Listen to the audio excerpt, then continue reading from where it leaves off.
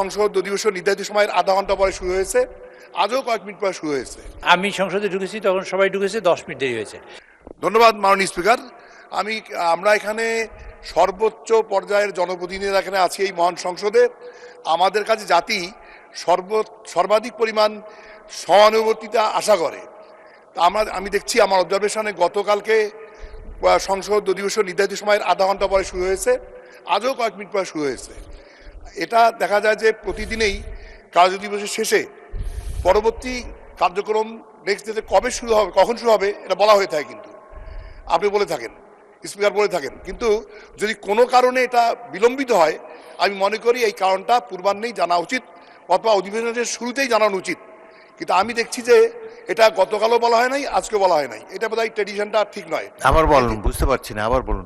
আমি বলছি যে প্রতিদিন কর্মদিবসের শেষে পরবর্তী কর্মদিবসে কখন সংসদের কাজ শুরু হবে এই সময়টা মাননীয় স্পিকার মহোদয় ঘোষণা করেন।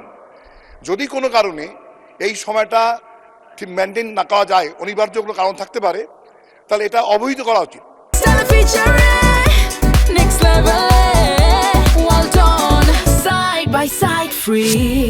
কিন্তু আমরা দেখছি যে গতকালকেও পার্লামেন্ট শুরু হয়েছে নির্ধারিত সময়ের আধা ঘন্টা পর। জি, মাননীয় সদস্য বসুন, দয়া করে বসুন। ঠিক নয়। নেক্সট হলো উপস্থিতির ব্যাপারেও আমি মনে করি আমাদের আরো সতর্ক হওয়া উচিত। ধন্যবাদ মাননীয় স্পিকার। গতকালকে সংসদ একটু দেরিতে বৈঠক হয়েছে।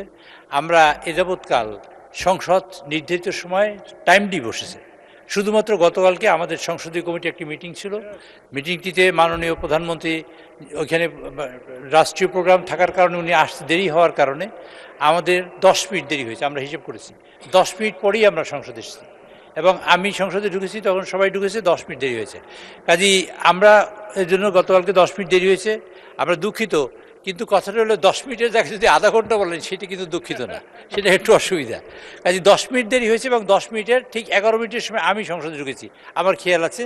কাজেই ভবিষ্যতে আমরা সতর্ক থাকবো সবাই মিলে যাতে আমাদের দেরি না হয় এবং টাইমলি যেন শুরু করতে পারি। তৃতীয়ত হলো আর একটা বিষয়, মাননীয় স্পিকার, সংসদে আজকে মাননীয় নেতা আমাদের সংসদে মাননীয় প্রধানমন্ত্রী উনি যশোর গিয়েছেন। সঙ্গত কারণে আমাদের অনেক সদস্য সেখানে গিয়েছেন, অনেক মন্ত্রীও গিয়েছেন।